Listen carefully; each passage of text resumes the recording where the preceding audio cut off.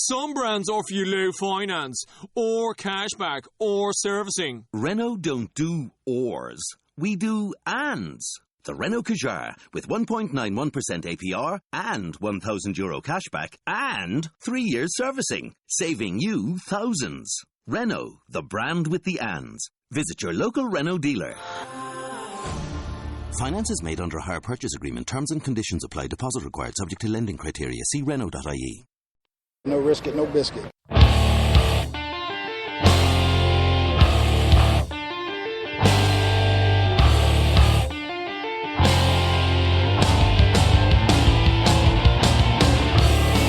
Arizona Cardinals fans, do you see red? Are you part of the Red Sea? Then you are listening to the show for you. A podcast for Cardinals fans, by Cardinals fans, with outsider and insider perspectives. It's time to rise up and see red.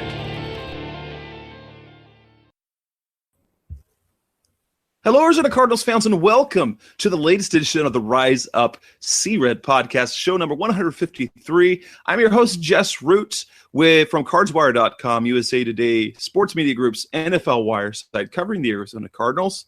My co-host is Seth Cox from RevengeOfTheBirds.com, SB Nation's Arizona Cardinals site, and also the host of the NFL Draft Breakdown podcast. Seth, it's been a couple of weeks. How are things? Oh, good. Just busy trying to wrap up this last 3 weeks before the NFL draft happens, and we find out who the Cardinals pick at 13. Apparently, the new hot name, you just wrote about it. I tweeted about it. John Ross. You and I have a very strong belief that that's not an Arians type pick. While it's a perfect Arians receiver, wow, 4.22 speed.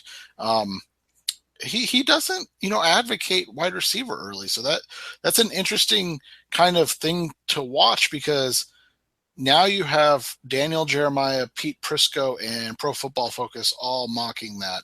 So right away, you just kind of nod your head and say, okay, why is this picking up so much steam right now? Yeah, that's interesting. And we're officially in the draft season of the podcast, guys. We took a couple of week hiatus after free agency started. There's some news to talk about. I mean, if we want to talk news, there's some stuff that came out of the NFL owners meetings. We're recording on a Tuesday night. Tony Romo out of the NFL and into the broadcast booth. And for those of you who have dreaded listening to and watching the CBS broadcast because of Phil Simms, you can now be a little bit happier because Tony Romo replaces Phil Simms in that role. So it'll be kind of interesting to do. But yes, mock drafts everywhere. And it, the tide has been turning for the Cardinals, as we've seen over the last little while. For many, many weeks, it was cornerbacks. Well, then they got to the quarterbacks, even Patrick Mahomes and Deshaun Kaiser. Mike Williams was popular for a while. But yes, John Ross, a really interesting mock there, as you noted. Yes, a perfect receiver for the Cardinals in terms of his skill set and his fit for Bruce Arians. But a very interesting selection if you look at anything that Arians teams have done. It just does not seem to match up. And is John Ross really a top receiver? That's the thing. Is John Ross going to be a top receiver, or is he going to be a role-playing receiver? That's the thing that's going to be interesting to see if he does end up in the first round. But tonight we are recording about the NFL draft. It's the first of 3 NFL draft preview shows that we'll be doing. This episode is all about quarterbacks, since this is a quarterback year in which, ideally the Cardinals will select their future starting quarterback to replace eventually Carson Palmer. And so this year in particular, with the pick at number 13, this year is intriguing, especially with the number of quarterbacks that are in play. So we'll talk about quarterbacks in this show. Next week's show will all be about the rest of the offensive side of the ball, the prospects there. We will then go to the defensive side of the ball, which will then lead us the week after that to our pre-draft show in which, as we've done the last couple of years, we have both mocked the first round of the draft and talk about kind of Seth's picks, my picks, and then what we think will happen as opposed to what we think teams should do. And this is going to be a very interesting draft, I think. Don't you think, Seth? I do, because I was telling somebody today at my internship, they asked me, who are the best, like blue chip players in this draft if you take out the quarterbacks. And I said, obviously you take Myles Garrett off the board if you're not a Cleveland fan. So from 2 to whatever now, the question is who's good? And literally every other player, there is a question mark. Like something hanging over them. For instance, Solomon Thomas, I would say he's probably the second best player in this draft, but you look at it and you go, okay, he only had one big year. They used him more as an interior, kind of in an Aaron Donald role. And that's not, his best position. He's going to play more of the Preston Smith role in the NFL. Is he going to be able to make that transition play as a pure edge, and what type of production is he going to give you in that sense? You look at a Malik Hooker, we don't even have testing numbers on him because he had surgery on his labrum. Reuben Foster, I think, is one of the better linebackers to come out in a number of years. He's got a shoulder issue and has had 2 noted concussions. And then in addition to the off-field stuff. Yeah, and then you have Marshawn Lattimore, who, might be the best corner to come out since Patrick Peterson, and he's played 1 full season and has habitual hamstring issues. And then, my top wide receiver, Corey Davis, is not able to test at all, so we don't really have numbers on him. I mean, and it's an ankle surgery, so it's not like it's just a shoulder or an elbow for a wide receiver. It's just one of those things. It's crazy to me how talented, but with the flags that you have in this class, and that's why everybody's, and by everybody I mean a lot of Cardinals fans are so ardent on this. They can't draft a quarterback at 13. They have to take an impact player for 2017. I don't know if there's a player that's going to be at 13 that is going to have an impact in 2017 for the Arizona Cardinals.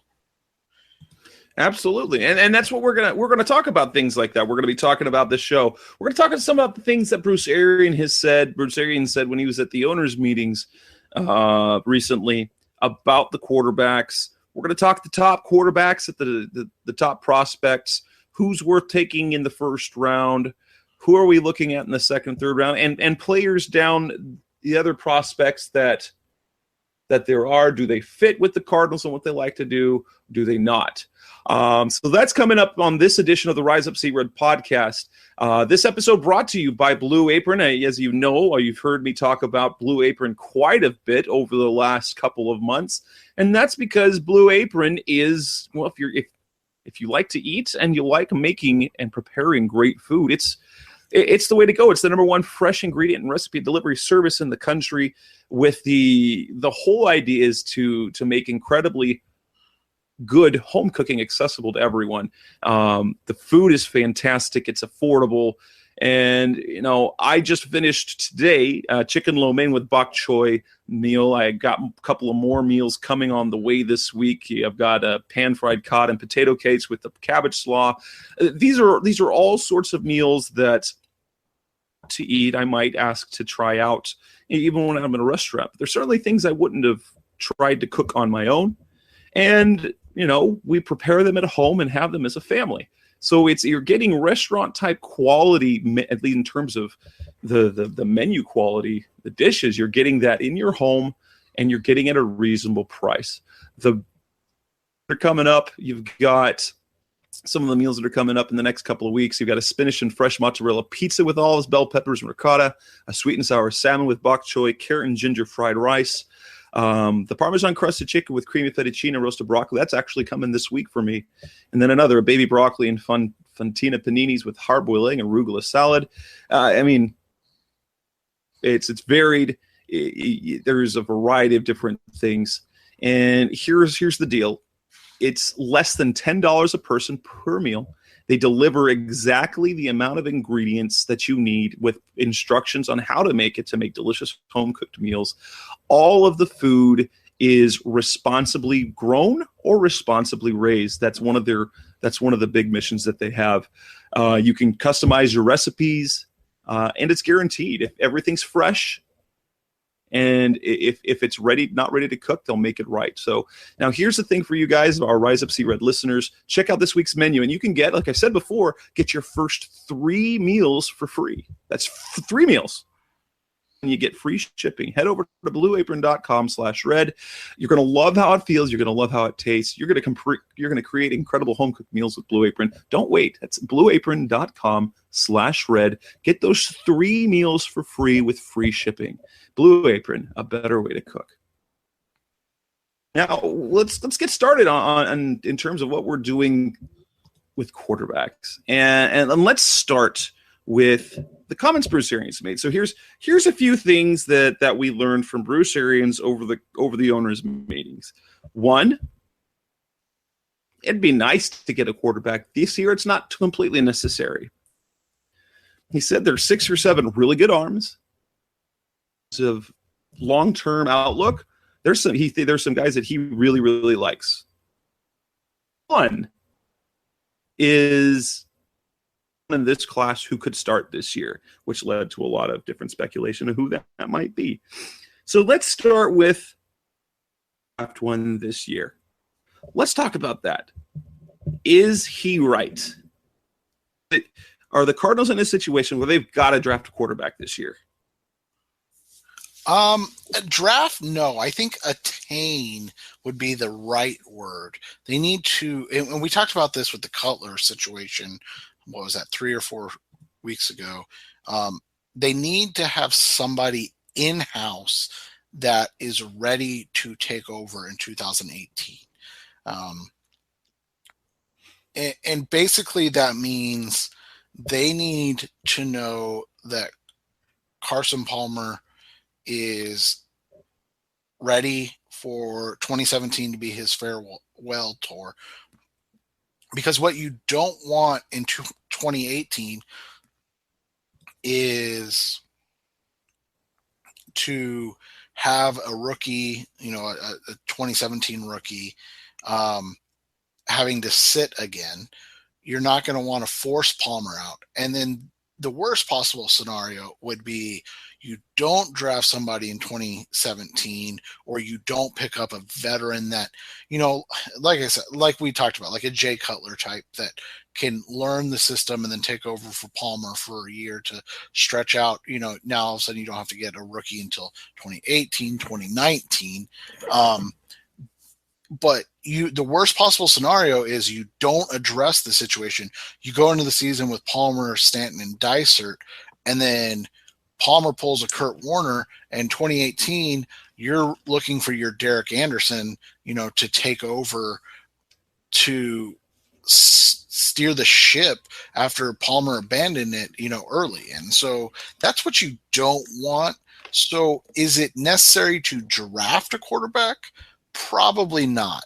Would it be wise to have a young, talented arm that hasn't been on 6 different rosters in Zach Dysert, coming in? I do think so. And for me, I don't know. Obviously they don't have the biggest need for a quarterback, and for me, the issue with the Cardinals is that they've passed up on some talented guys. Now they've had a couple of guys that got away from them. Supposedly, that's another thing that Bruce Arians said, is like they've tried to get a quarterback, and they said in the past couple of years they've had them either pick it just ahead of them or 3 picks ahead of them. And you documented that the quarterbacks who have gone near where the Cardinals have selected.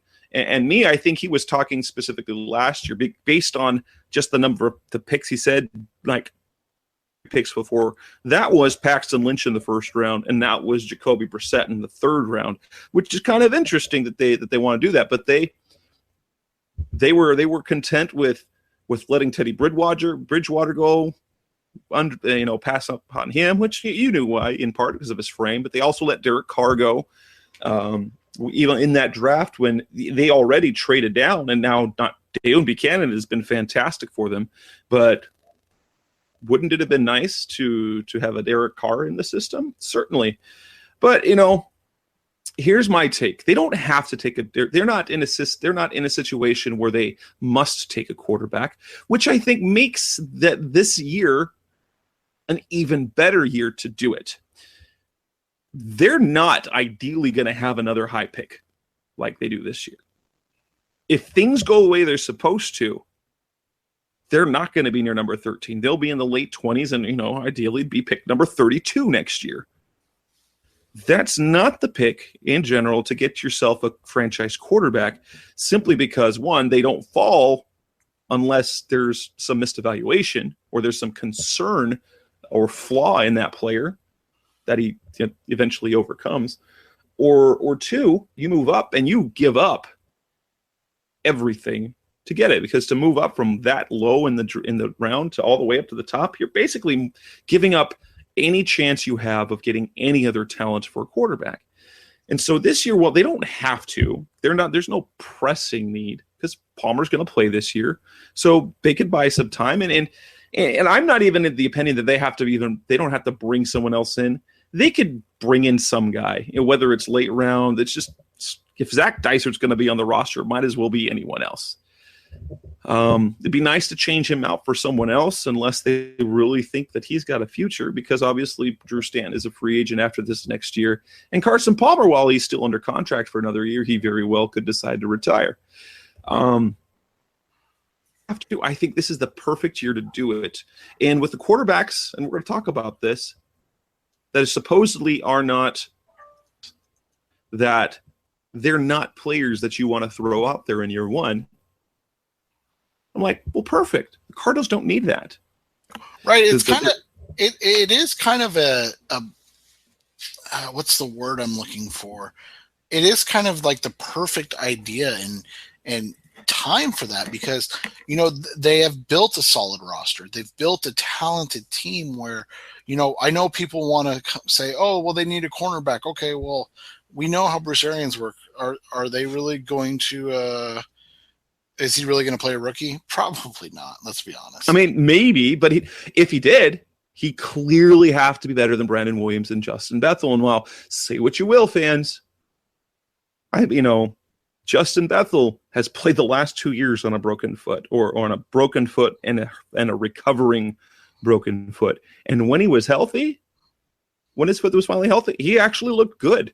And when he was finally practicing, so he even is not giving up hope on himself. They really like Brandon Williams. Brand new kid in the first round against guys that have been in the system for some time. Not just one, but two. It's going to be really hard for that rookie to beat out those guys. Yeah, it is. And that's, and they brought in Dansby. So a rookie's not going to play over Dansby or Buchanan early. Safety, like I've said all along, I could see a safety playing as a rotational guy. I brought up Jabril Peppers the other day because he does make sense. He's basically a similar style of player to Tyrann Mathieu, works best near the line of scrimmage, playing in the slot. He's not a guy you want to single high or anything like that, but he's a guy that can do multiple things. So maybe I know this is blasphemy, nobody wants to hear this, but maybe you hedge your bets with Tyrann Mathieu and you draft a Jabril Peppers, and then, if things don't work out with Mathieu in 2017, you have his replacement who does similar things. I don't think Peppers is as much of like a dynamic playmaker on the ball as Mathieu, but similar style of what he can do. So, but yeah, there's just, maybe a right guard, but are we going to get pumped up about Forrest Lamp at 13? And Jonathan Cooper, after all. Well, yeah, and I mean, I love Lamp, but don't get me wrong. The kid is going to be a phenomenal player, but and is he going to beat out of him, Babe? Right, and then, but that's the other thing is, this isn't. I don't want this to come out as bashing Steve Keim, because it's not. But if we're going to say that Keim is great in the draft, or Keim does a great job of drafting, if you're already looking to replace your third and fourth round pick of 2016, then you cannot use that in the same sentence, because you can't say, oh, well, they have to draft a cornerback. They literally just took a cornerback. They literally just took a player that can play right guard. So, but you're saying those are needs again. Like, at some point, you do have to let the kids play and either sink or swim. Now, I know that's not a fun, idea to throw out there, but you look at successful teams, that's what they do is they let expensive players go and replace them with cheap young players, and they don't miss a step.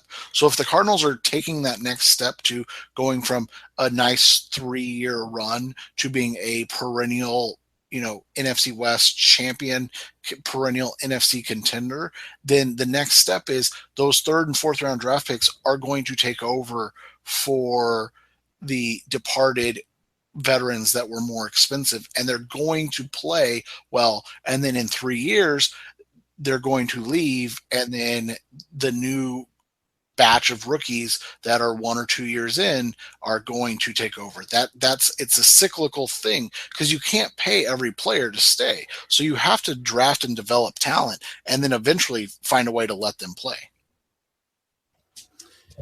And yeah, absolutely. And that's why for me, I really, even if this would be the year for me, because you talked about there isn't necessarily a player that they're going to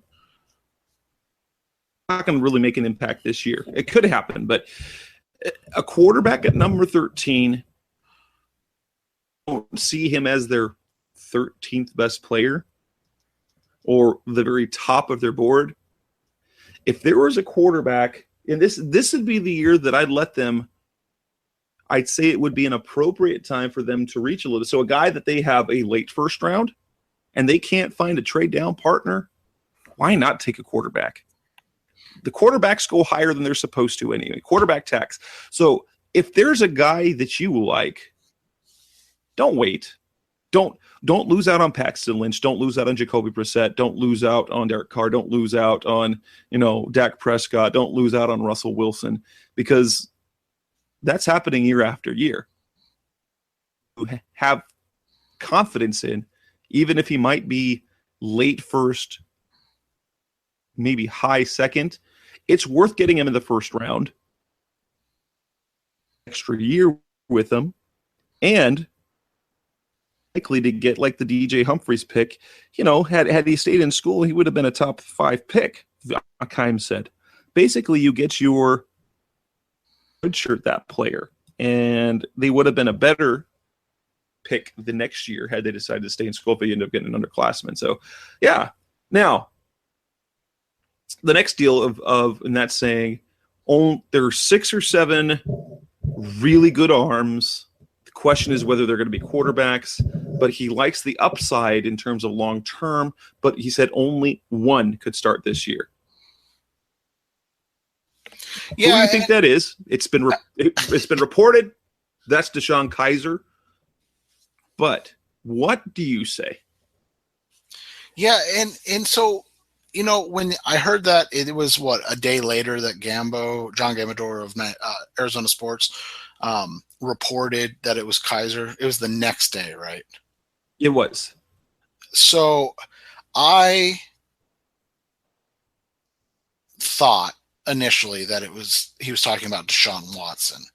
I thought Watson's ability to run his, even though it's not an Arians type offense, to run his offense so incredibly proficiently at Clemson made him the ideal, kind of plug-in quarterback.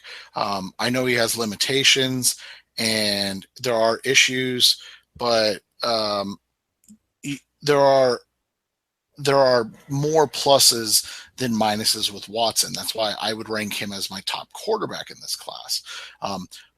But, however, all that great stuff being said, I don't think he fits with Arians. So when Gambo came out and said Kaiser, it does make sense, because I think it was, I can't remember who it was. Who did Arians compare Kaiser to Carson Palmer?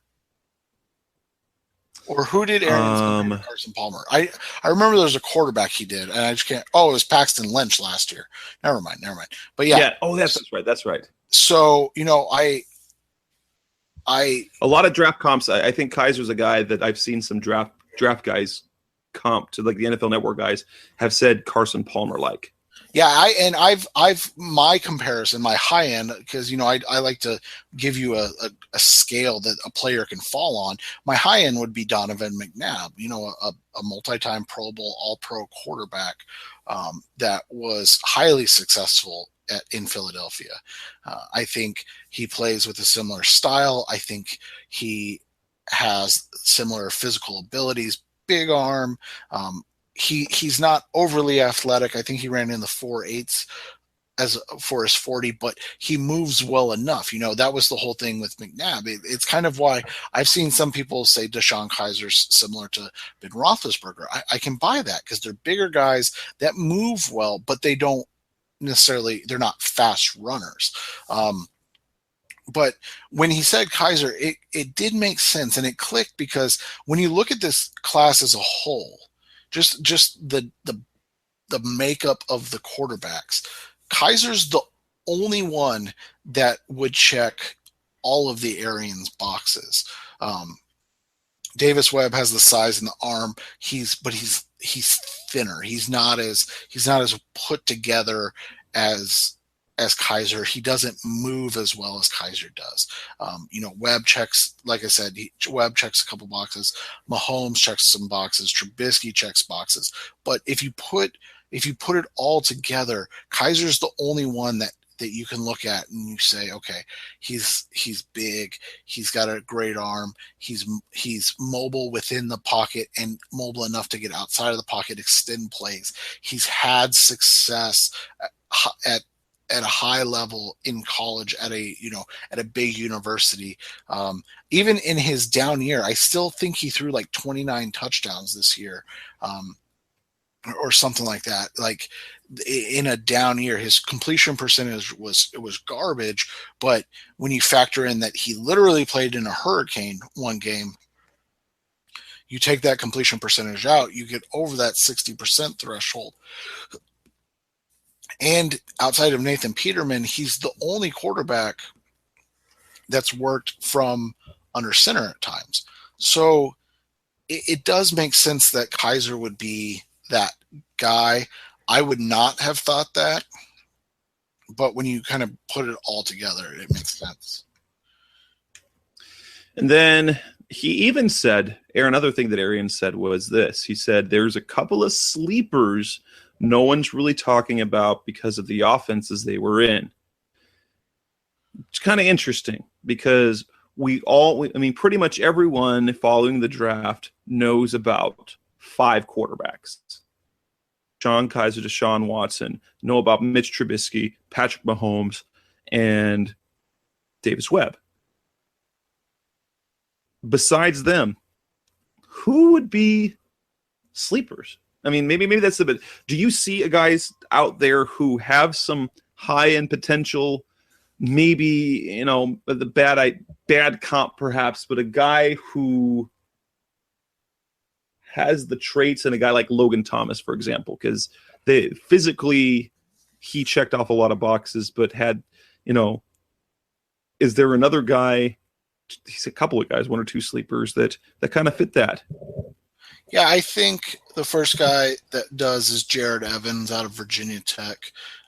Wait, it really is Logan Thomas, right? Yeah, and somebody texted me the other day and said, "Oh, he's better than Logan Thomas was," but 6'3", over 230, big frame, you know, and super athletic. And the thing you like about him is that he was accepted to the Air Force Academy.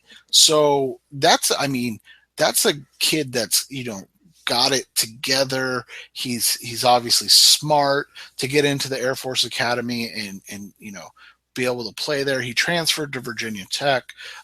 He has some family things and needs, and that's why he declared early. I know a lot of people ridiculed him for declaring early, but there were some family needs that caused that to speed up from what he probably should have done, which was return for his I think technically his senior year. I don't know because he transferred, but he's a guy that I really like on day 3. Like, if you were going to ask me the one guy that isn't one of the big names, I would say it's Evans.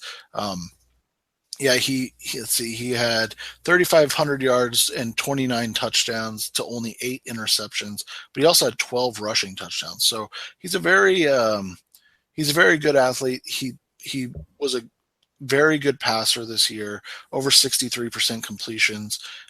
He's just a guy that puts it all together. In terms of ability. Now, the question is, can he do it consistently at the next level? I think if he would have went back next year, I think he could have played himself into a day 2 type player. I think this year, coming out early, with the lack of kind of film, he's going to be a day 3 guy, which is fine.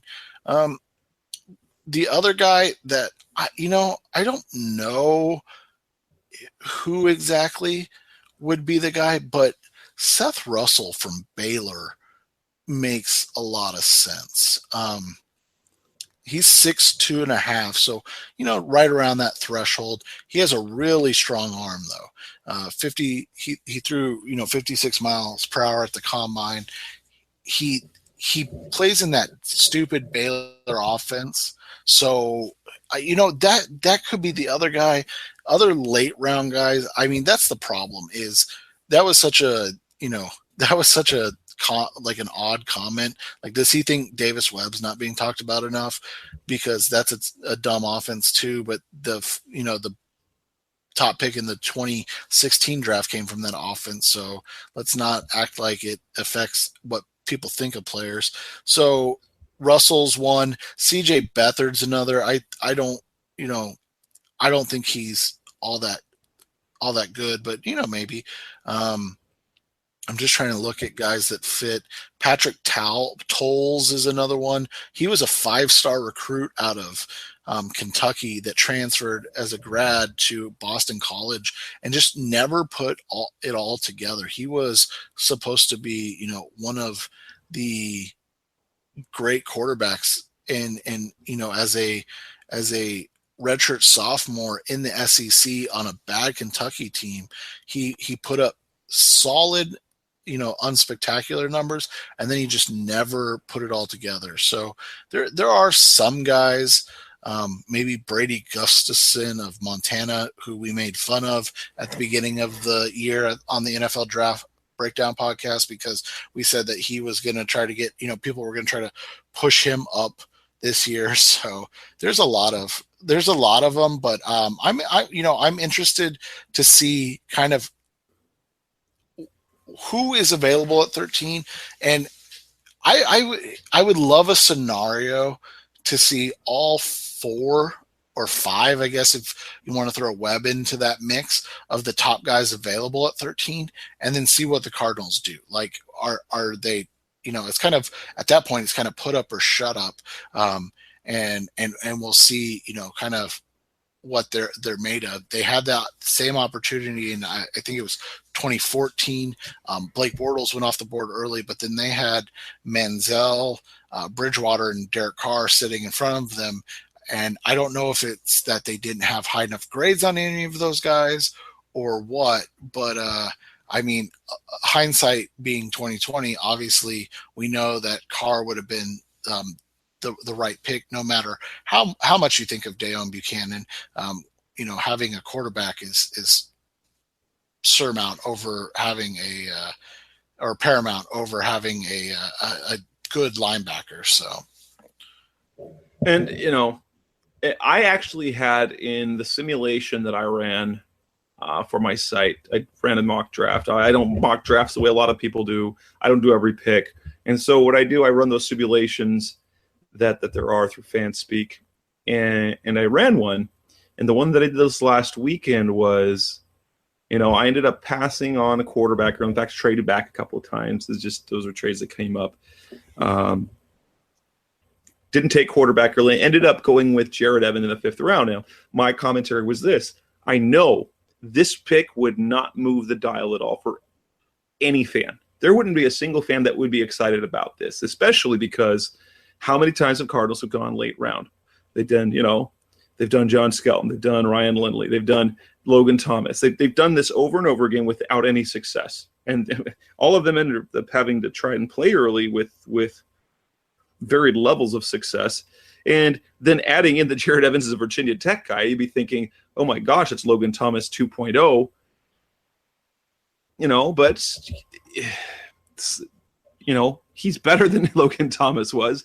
Logan Thomas was almost a converted core. I mean, he was still raw to the position. But that's the thing. If the Cardinals end up drafting a quarterback late, not a single fan will be convinced. And I think no one wants to see. I don't think there's a fan that wants to see that happen, because as much as people want to see the Cardinals find the next Russell Wilson or Dak Prescott, nobody's willing to risk another Ryan Lindley, Logan Thomas, John Skelton to do that.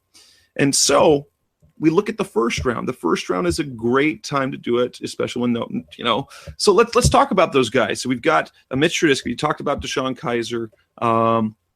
Mitch Trubisky. What are the ups? What are the pros and cons to say? How does he fit? Is he worth a number 13 pick for the Cardinals? Does he fit? Where are his strengths and weaknesses? One thing I've heard. Everything I've seen on TV, everything I've run across on NFL Network, the guys that are the faces of the NFL draft, they all love Mitch Trubisky, and they're wowed by his anticipation, they're wowed by his accuracy, his athleticism. But then you're like, wait, so why wasn't he starting before this year? Some brands offer you low finance, or cashback, or servicing. Renault don't do ors. We do ands. The Renault Kadjar with 1.91% APR and €1,000 cashback and 3 years servicing, saving you thousands. Renault, the brand with the ands. Visit your local Renault dealer. Finance is made under a hire purchase agreement. Terms and conditions apply. Deposit required subject to lending criteria. See Renault.ie. Some brands offer you low finance, or cashback, or servicing. Renault don't do ors. We do ands. The Renault Kadjar with 1.91% APR and €1,000 cashback and 3 years servicing, saving you thousands. Renault, the brand with the ands. Visit your local Renault dealer. Finance is made under a hire purchase agreement. Terms and conditions apply. Deposit required subject to lending criteria. See Renault.ie. And Justin and I on the podcast have kind of talked about this a little bit. And we've wondered if it was more that Marquis Williams, the guy that was in front of him at North Carolina, just had a better command and sense of the college offense that North Carolina ran. Something we've seen with like Taylor Kelly, not a bad college football quarterback. Didn't even get a sniff in the NFL. So that happens, and then Mike Berkovich is still kind of hanging around in the NFL. So it's not necessary. And I know that's a terrible comparison for a guy we're talking about being drafted as the first quarterback off the board, but it's not a death knell to a guy or to his future. The thing you like with Trubisky, and I think the most important attribute he shows is his ability, and the reason he would fit with the Cardinals. And we're going to look at all of this from like an Arizona Cardinals standpoint.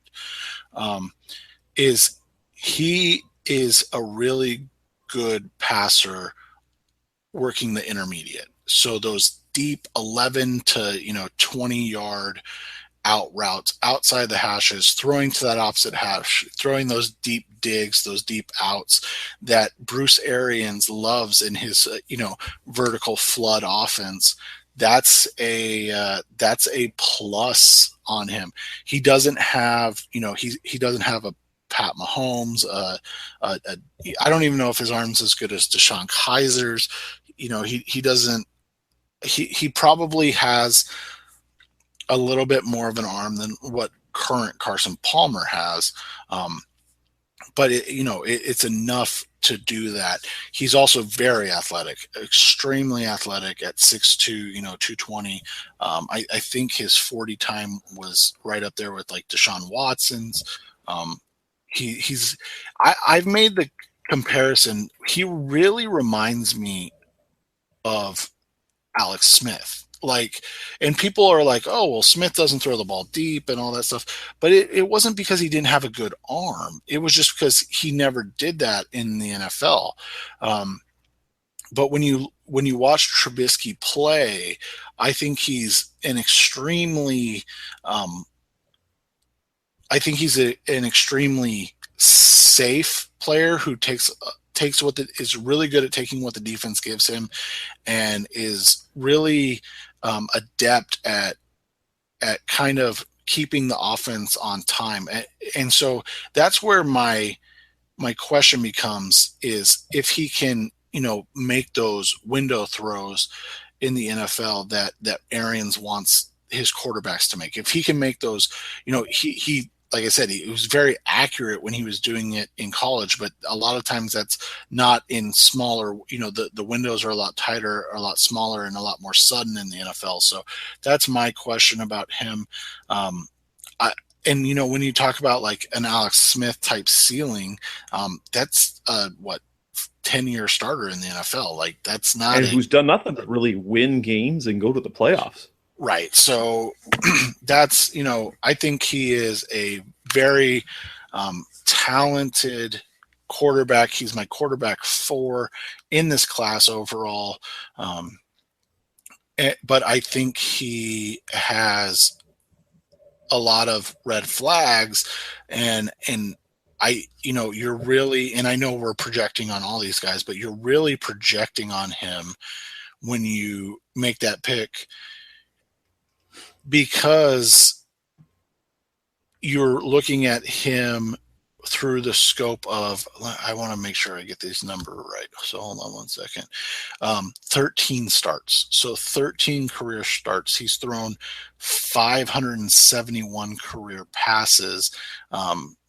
As a comparison, Pat Mahomes threw 591 passes this year.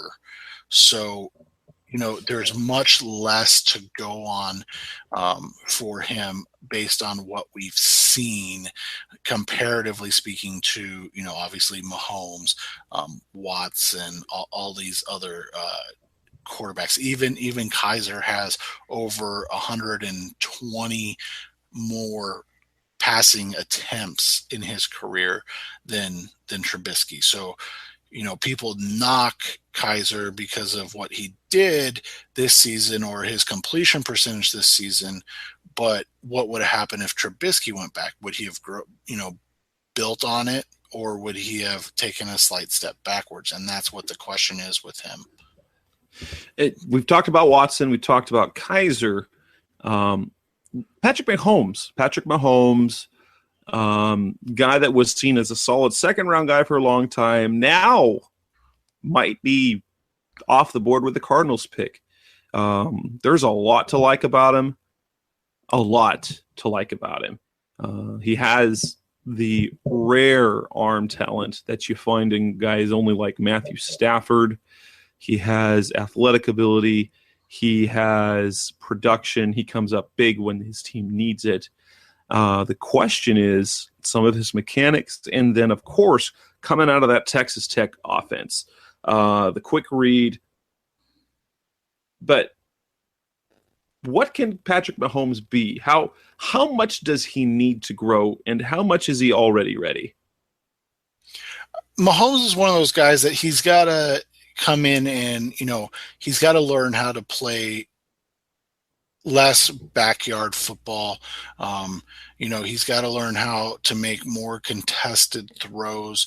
There's no question about that. But I've said all along, he really reminds me of Derek Carr coming out, where you have a lot of questions on him, but you can see the unbridled and kind of refined excellence that he oozes. And in a perfect world, you'd be able to take him in a similar range, but we're seeing lesser accomplished quarterbacks, Goff, Carson Wentz, and I'm a big Carson Wentz believer. Even a Blake Bortles type go so early now that a guy like Mahomes, who you normally would take where you took a Paxton Lynch, now is going to get pushed up that board because he does have a lot of similarities to Carr, and Carr's turned it on and had a lot of success in the NFL. I know a lot of people compare Mahomes' game to like a Brett Favre or Matt Stafford, where they're a little wild, they're a little bit of a risk taker. I definitely see that. Like if you're willing to live with the oh my gosh, what were you thinking throws, because 3 times a game he's going to make a throw that only one other quarterback in the NFL, Aaron Rodgers, can make, then you live with those negatives. But he is such a positive player in what he does, and I really think in this class, despite him being my number 3 quarterback behind Deshaun Watson and Deshaun Kaiser, I think in this class, he and Kaiser are the perfect marriages for Bruce Arians, because they both have the size, the arm, and then they both have that ability to ad-lib, the ability to extend plays and push the ball down the field effortlessly, not having to work hard to do so, like one of the guys we'll talk about in a little bit. Now, Mahomes is a guy, there's a lot. There's definitely a solid group of Cardinals fans on our Cardinals Twitter. I mean, it's a small group. There are Cardinals Twitter nation there, but Mahomes, to me, if he's available at 13, seems perfect because of the physical capabilities. And you kind of mentioned, the comparisons with Matthew Stafford or Brett Favre. You know what I see in terms of mentality? I see a Carson Palmer. What was Carson Palmer for the first 10 years of his career? He was a guy who puts up big numbers, but then once or twice a game, it's just like, what?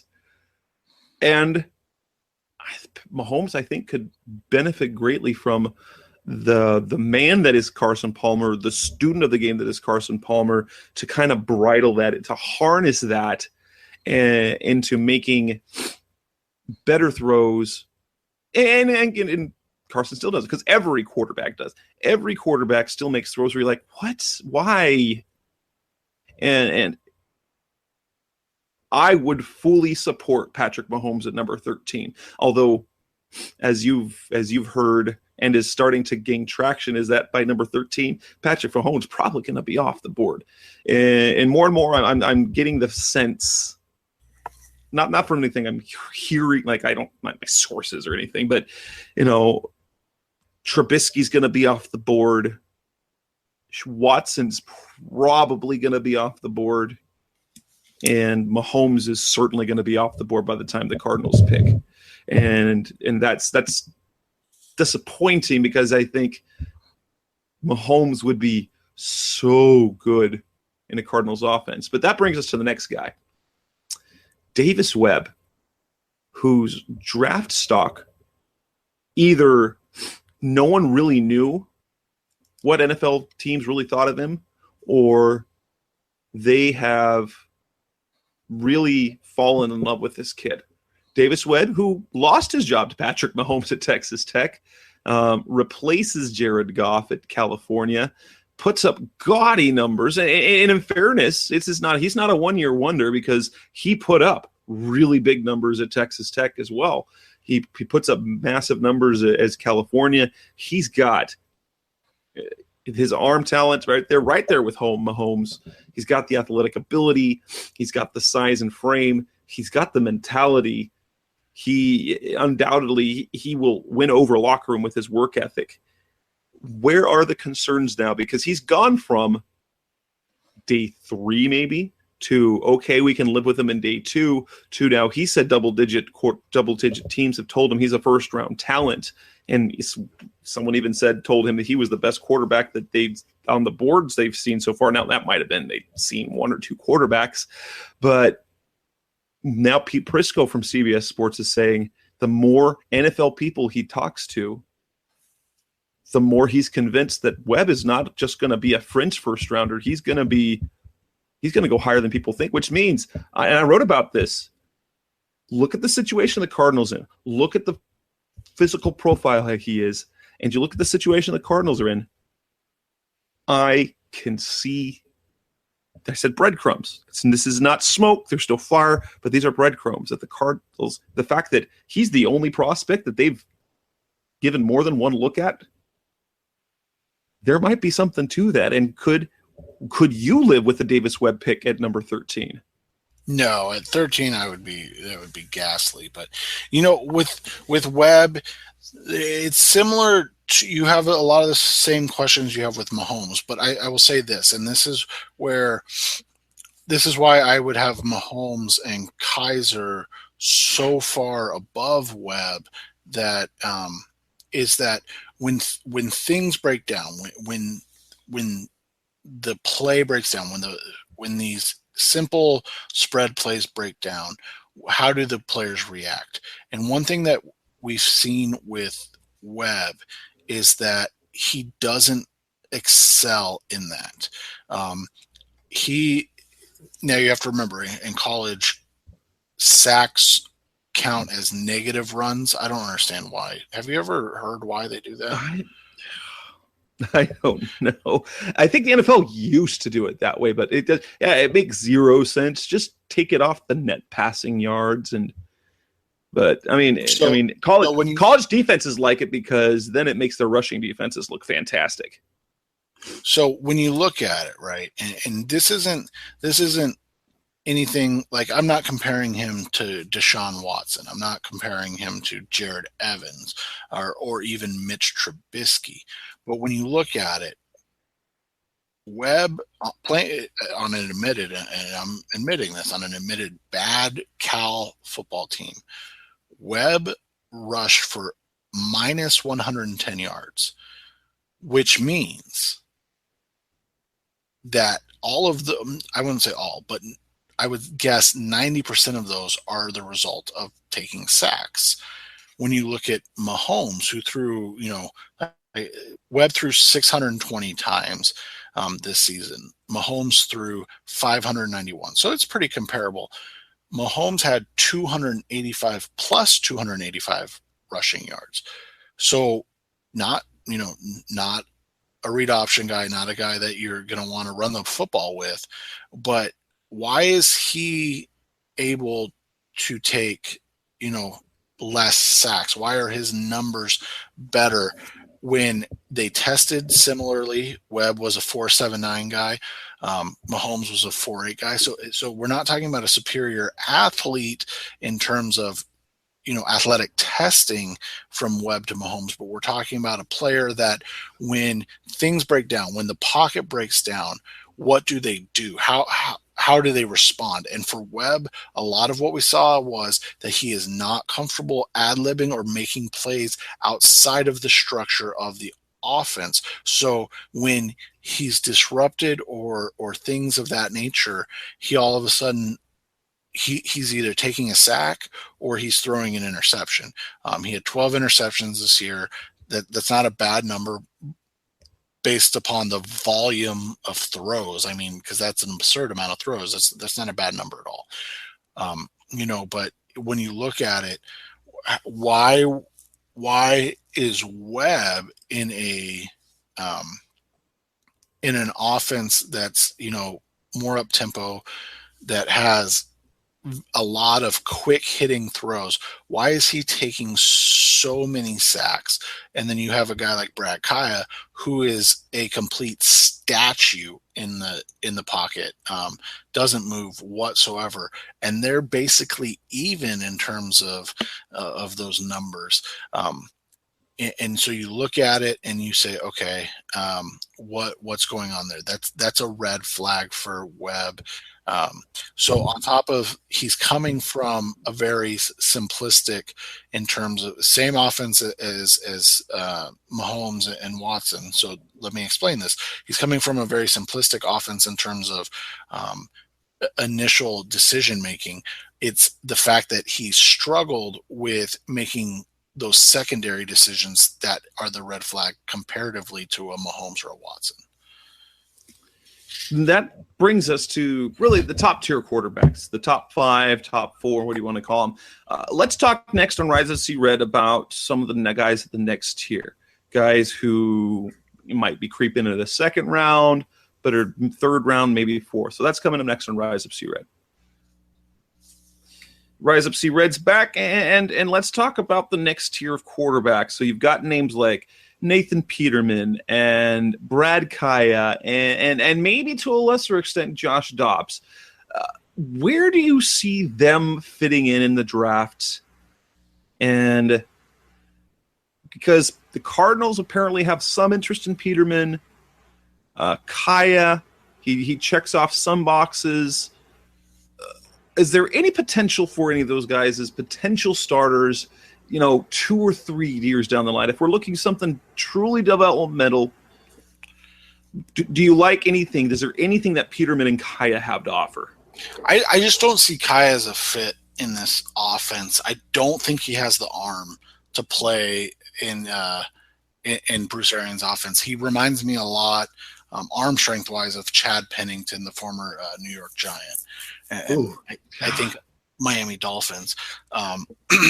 So I would say no on Kaya. That's a mean arm strength. Yeah, it's not optimal.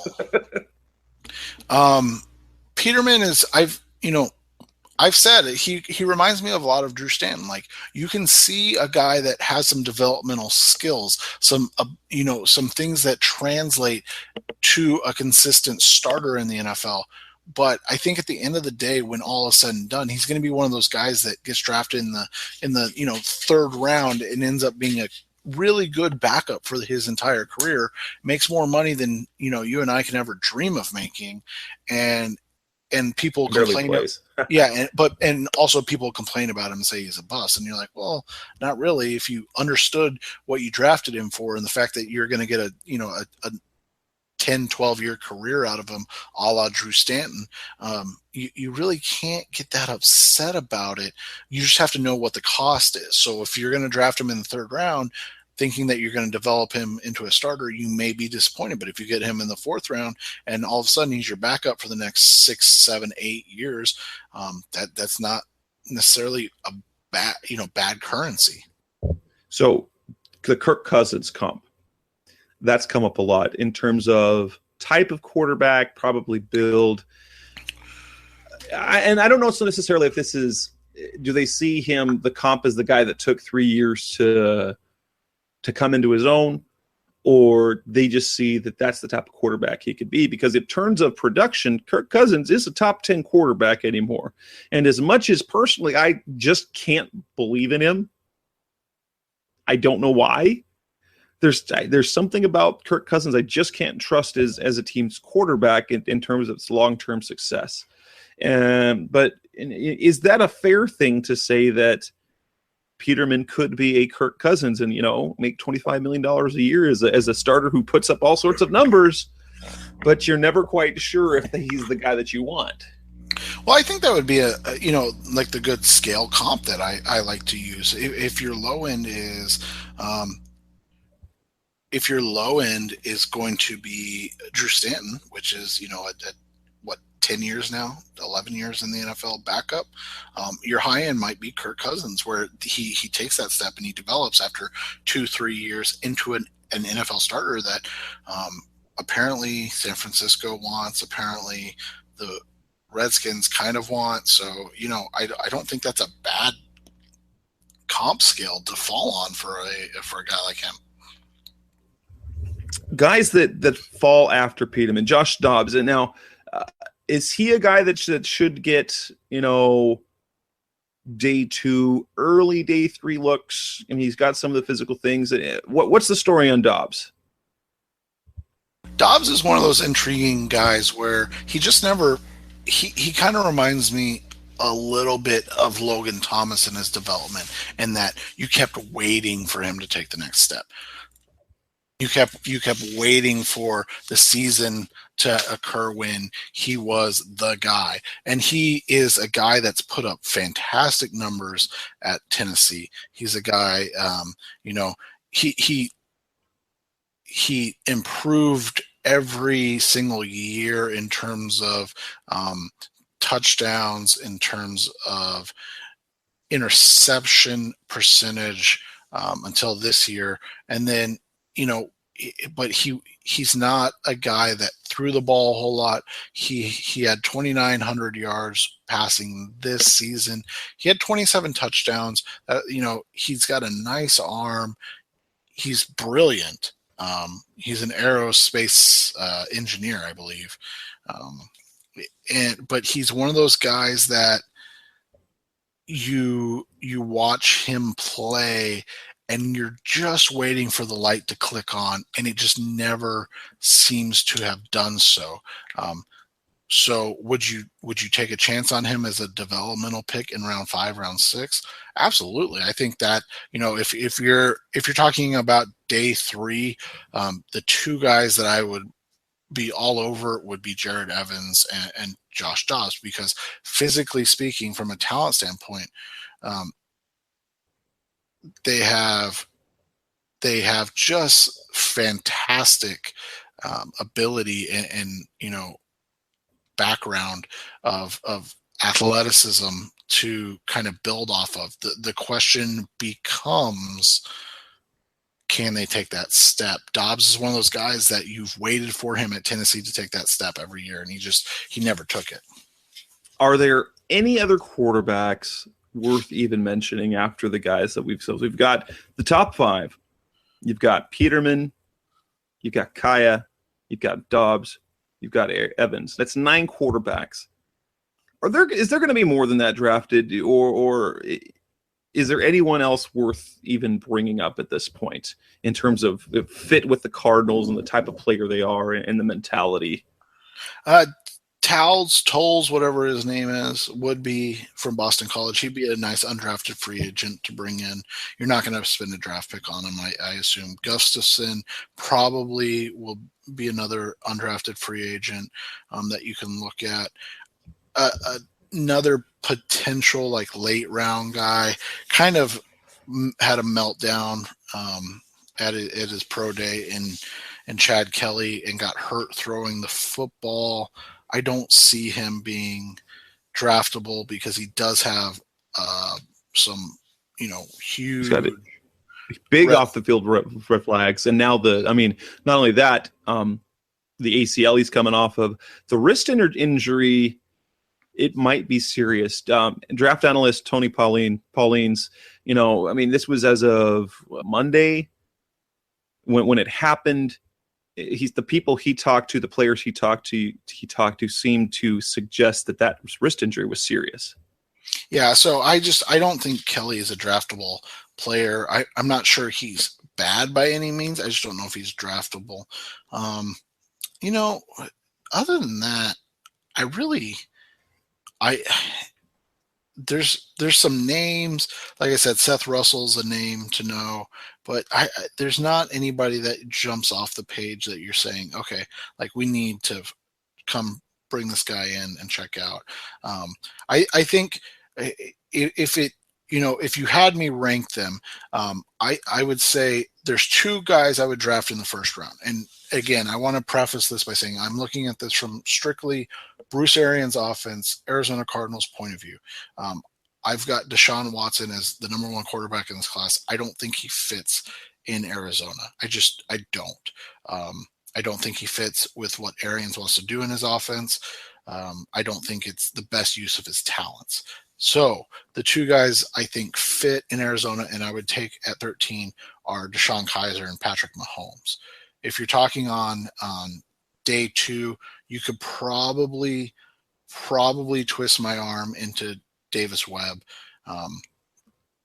but not really. And then when you look at it as your developmental guys, Jared Evans, Josh Dobbs, Nate Peterman wouldn't be a bad one if the cost is right, but those are really it. Everybody else I think you can bring in as a priority free agent and just kind of get another look-see. But I like Trubisky. I just don't know if the cost at 13 is where I want to take a guy that I've only got 1 year of 530 throws in a career on. That's the most worrisome thing to me about that whole thing. But when you look at it overall, I think this is a talented yet flawed class, much like the entire class in general. And if you had to pick, and here's the scenario, I've kind of jokingly said this to you, but the most likely scenario that happens with the Cardinals with quarterbacks, this is what I think is the most likely thing happens. I think the most likely scenario for Arizona is Davis Webb in the second, and I wouldn't be shocked. Now, I'll be perfectly honest. It wouldn't shock me at all if the Cardinals went quarterback with any one of the 5 that we talked about, and that includes Davis Webb. But if I had to pick what I believe would be the most likely scenario they come out with a quarterback this year, it would be Davis Webb in round 2. I think he is nothing that I've heard or know. He just seems to be the type of player that the Cards will fall in love with in terms of mentality, in terms of physicality, in terms of arm talent. If you had to predict a scenario for quarterback, how do you think that turns out for the Cardinals this year? And that's the thing. When I look at Webb, I know he checks a lot of the Arians boxes, but there's a couple things. It's his lack of ability to create when things fall out of structure. And then the other thing is he has kind of baby hands for his size, and that was acknowledged in a couple. I know people think that's funny, but if you read some of the write-ups, that's one of the things that gets acknowledged about him, is that it kind of coincides when you watch him play, that he struggles to do like proper pump fakes and things of that nature, because he has trouble holding on to the football for that. So it'll be interesting to see. Mahomes has the same size hands as him, so that could be, a question on him. But he has, never had any fumbling issues, and he's never had that, that question thrown out about him. So maybe it doesn't matter, but it is something to watch. I honestly, like, the more I talk to people, the more I get the sense that Webb's not even going to be on the board at 45. So, true. Like, that's my whole thing with the Webb thing, is I just don't even know if he's going to be there for them at 45. So all of a sudden, then you're into the question is, do they like Deshaun Kaiser enough? I don't know what they think of Pat Mahomes, and that's the honest to goodness truth. Maybe they are, maybe they are more cognizant of these spread quarterbacks after passing on Derek Carr and seeing him have success. that play, with the ability to push the ball down the field and outside of structure, well, like Carr did. But when it's all said and done, if I had to bet money, if they were going to take one, I think it would be Deshaun Kaiser at 13. That's who I would wager that they would pick. All right. And that'll wrap up the quarterback show leading up to the NFL draft. This is April. This is draft month. And for Rise Up See Red, it is draft month as well. So we talked about quarterbacks, comments that Bruce Arians talked about. We've gone over the kind of the big five in terms of the quarterback play.